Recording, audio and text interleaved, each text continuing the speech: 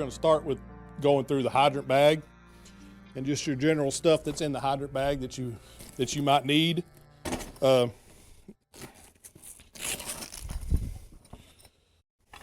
you've got your 4.5 inch fire thread to your 5 inch storks.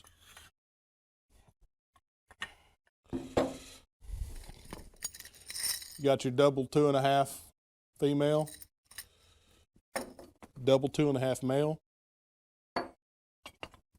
You got your 2.5 hydrant valve, so you can bleed your pressure. And of course, you got a hydrant wrench and an assortment of different spanners.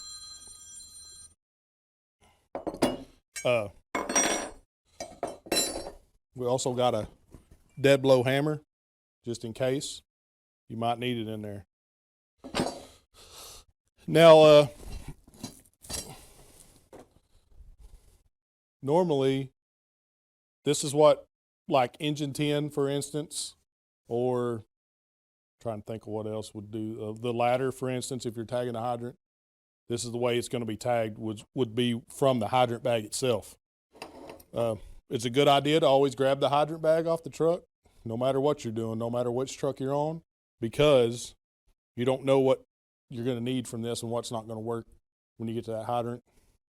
And I don't know, we just have to look when we get out there, but I think most of everything should have a hydrant wrench at the back of the truck somewhere. So you should be able to have access to that if you don't need all. Yeah, every bag has one in it. So, but most of everything should have this on the back. This is your 4-way valve or your HEMAT valve. I think in the video they're going to call it something different, or just a hydrant valve sometimes. So this has got your standard 4.5 inch steamer connection, and then your 5 inch storage 3. So there's a little confusion, and this is where I see the biggest confusion from this, and because not everybody understands this, is it's pretty simple. You're wanting to go to the fire, right? All this stuff right here doesn't come into play until later. We're going straight to the fire. So it's always, so this is where your 5 inch storks is going to tie to go back to the truck. Okay, that's where you're going to feed the truck from the fire side. So if you're in the fire position, like you're pumping to the truck, which will be all the way this way, your water from the hydrant's coming in here and it's coming out here going to your truck.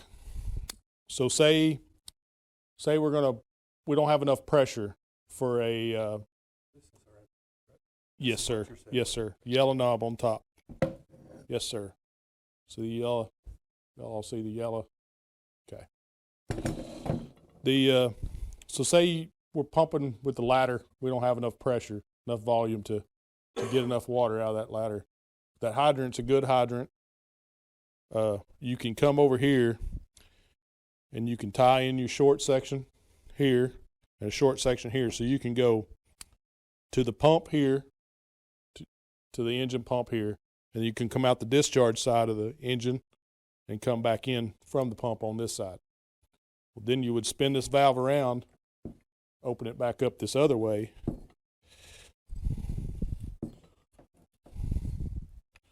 So now you're taking the water flow here, you're putting it into your pump here, you're pressuring it up and pushing it back up the line. You're just boosting. Yeah. And we'll talk about that and use it a little bit out there just to kind of show you. But this is the primary valve that you're going to use most of the time. So if you're on the rescue, you're on engine 2, you're going to be pulling this valve in a hydrant wrench and you're going to be going. The difference is you're not having to mess with all these extra stuff. You're not having to put this on the side of the hydrant too. It's just a lot faster and a lot easier. And you can actually open the hydrant with these. You just got to spin this to the opposite side. Let your water flush this side while you're waiting on them, and then all you got to do is turn back when the driver says, hey, I'm ready for water. So we'll watch a video real quick about tagging a hydrant, and then we'll go out there and we'll walk through it a little bit. We'll just use this hydrant right here by the station.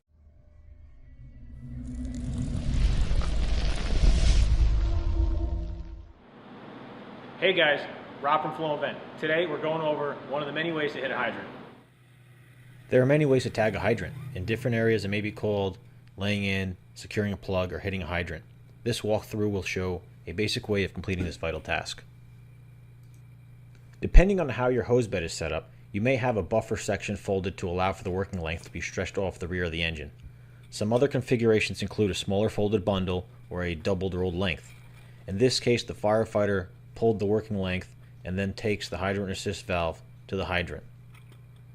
He then wraps the hydrant and gets it under the hose. This is done should the hose be tensioned and not smoothly pull off the rig, as it will cinch on the plug. Next, he grabs the hydrant wrench, checks both sides of the rig, and makes visual contact with the chauffeur, signaling him to proceed with laying into the incident.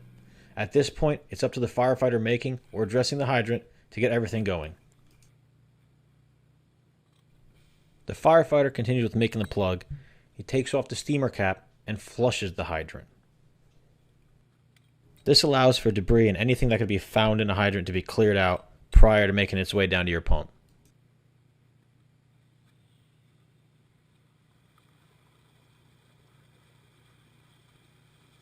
Should you need additional leverage to open a hydrant, consider adding a breaker bar to your kit, such as any metal pipe.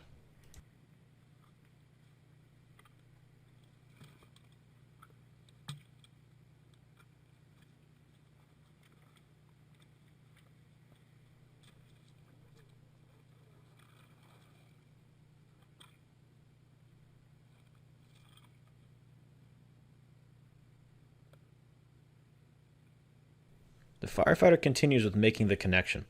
Sometimes with these older hydrant assist valves, their weight may cause the thread to be unaligned. By capturing it with your legs, you may be able to maintain that and then continue to thread it on, as seen here.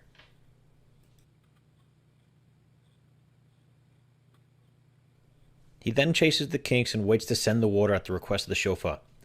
The chauffeur may request his message across by hand signals, radio transmissions, or air horn blasts. Again, this is just one of the many ways to hit a hydrant. Refer to your department's SOGs and SOPs on how to execute this.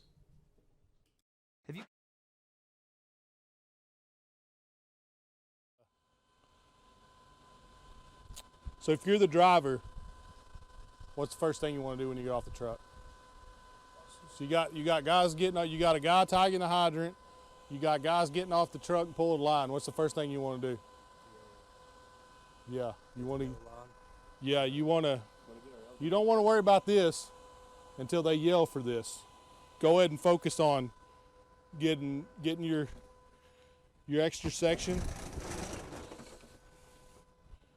Get your extra section out. Tie it in. Just until you can kind of judge it. So that's a 25-foot section, roughly, supposed to be. So just kind of looking at it, probably one section would get us there. So you're gonna get your section out and you're just gonna roll it out.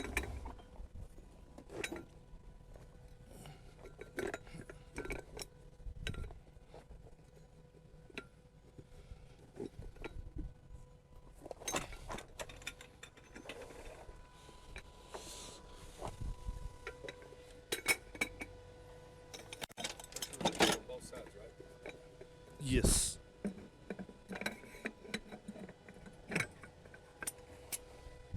You're gonna tie that in. Always make sure this right here is open, this little breather or bleeder.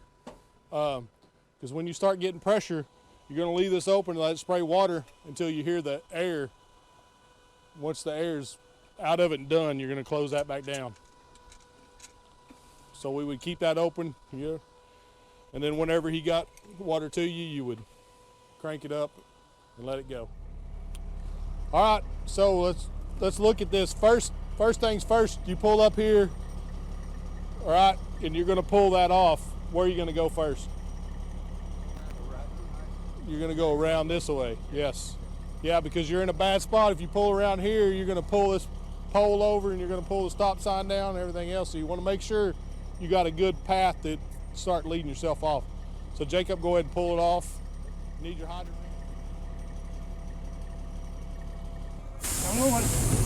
There you go.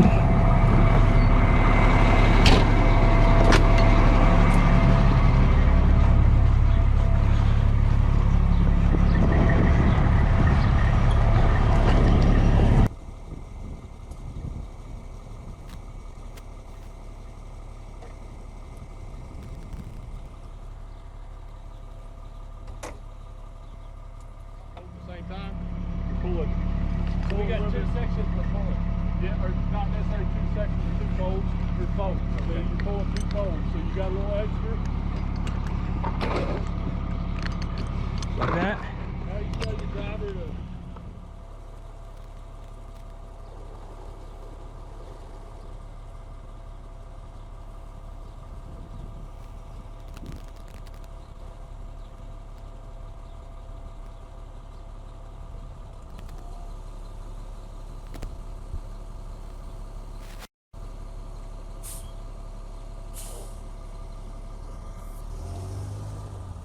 All right, go back to your hydrant. Start rigging up.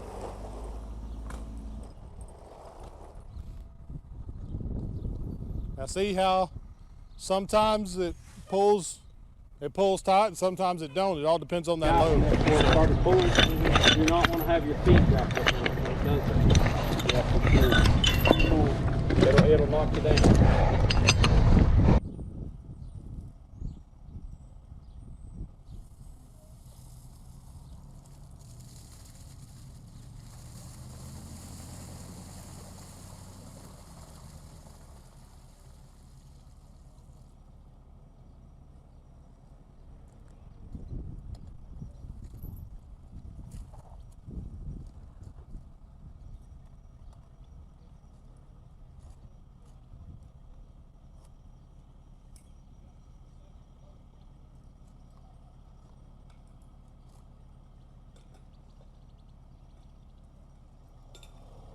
You're just waiting on him now. Did we address the kinks? Nope. They're fixing it right there. That's his doings. There you go. Hey, Jacob, now you need to pull your band and throw your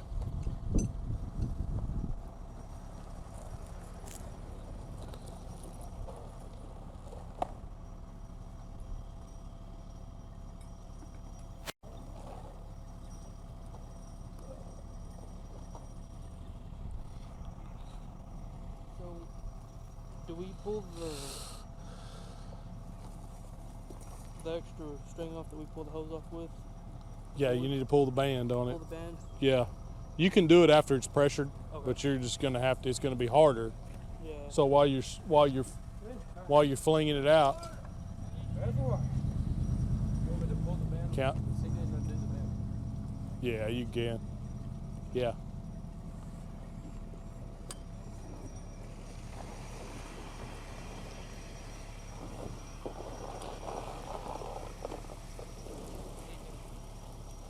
It's fine. It's always, fire hydrant's always gonna leak. Fire threads are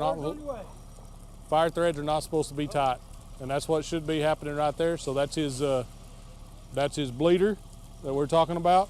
So the bleeder's going off when you see here, you hear the air. Yeah.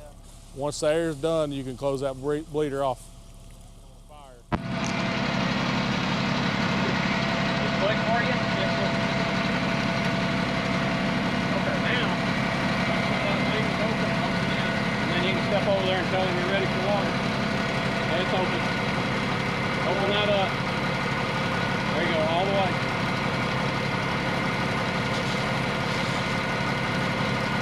Now tell him you're ready for water.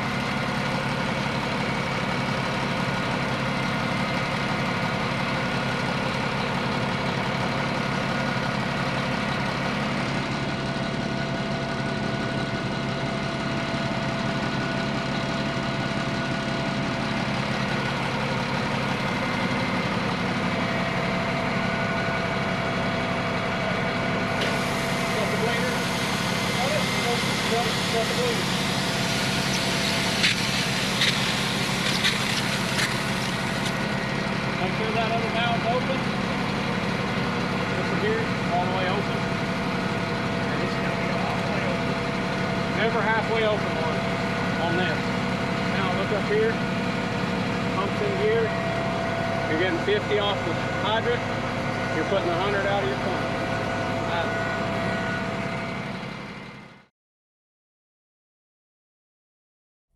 So if it was me, I'm pulling this section, and then I'm gonna pull my other section there too.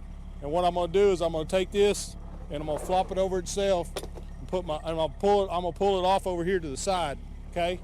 So I wanna pull it over here so I can see the driver, and I'm gonna stand on it and I'm gonna say there.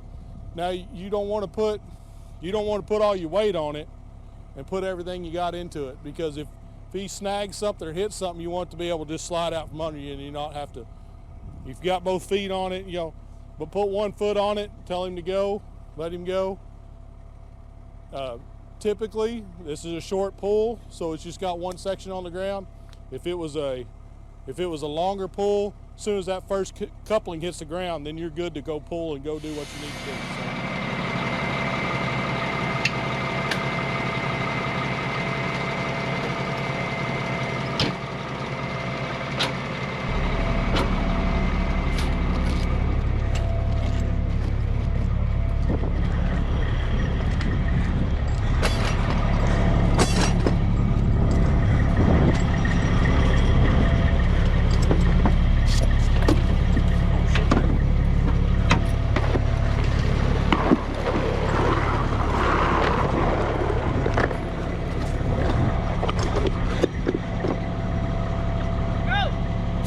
Go!